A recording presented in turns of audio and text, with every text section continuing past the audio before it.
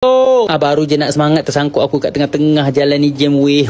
Lepas tu terjadinya Roy Rumble pula. Seram goblok. Ditanduk-tanduknya kiri kanan kuda ni semua. Alhamdulillah lah, setelah berbincang baik-baik diorang ni semua lalu lintas kembali okey. Seram tu aku tadi tengah-tengah. Lepas tu naik tangga lagi pelan-pelan, slow, steady and smart and handsome also. Tak lama lepas tu masuk kampung lagi weh. Memang banyak gila kampung tau time ni. Sebab tu lah track dia ni cantik-cantik je daripada tadi korang tengok kan. Masya Allah comel sekali baby ni tau. Bila tengok balik kan, sebiji macam muka aku kecil-kecil dulu. Alhamdulillah masa ni hujan pun sudah berhenti. Tak perlu lagi nak pakai baju kelawar. Buka aku kemas-kemas semua sekali duduk rehat kat sini. Minum air penat macam weh tadi naik tangga-tangga yang goblok tu. Sambung jalan lagi. Dan sepanjang jalan kat kampung ni ada orang-orang Nepal yang akan berniaga tepi-tepi macam ni tau. Jual makanan, minuman, buah-buahan juga macam-macam lah dijual. Tapi time ni aku beli apple kat makcik ni. Apple Nepal ni memang sangat sedap seantero dunia tau. Aku suka.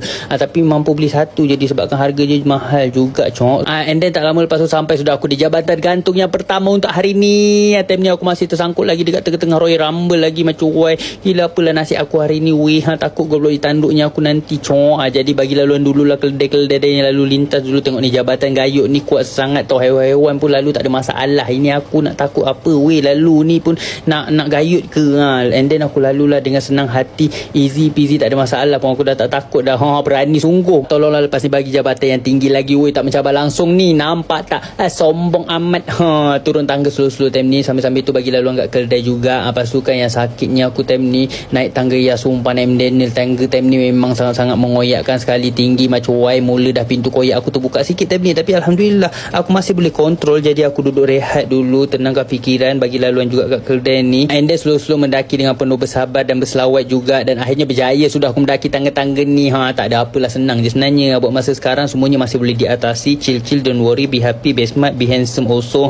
Macam why goblok. Dan lepas aku melalui kampung-kampung ni akhirnya sampai sudah aku di pintu masuk Sagarmatha National Park pada pukul 12 tengah hari. Kat sini nak tahu tempat apa? Ni merupakan tempat untuk beli permit tiket masuk sebelum korang melepasi pagar ini dan masuk ke dunia dinosaur kat depan sana. Mesti tak sabar nak tahu dinosaur korang kan. Kita sambung lagi di part yang seterusnya. Okey, jangan lupa untuk bantu follow, like and share saya. Okey, nanti kita jumpa lagi. Bye bye.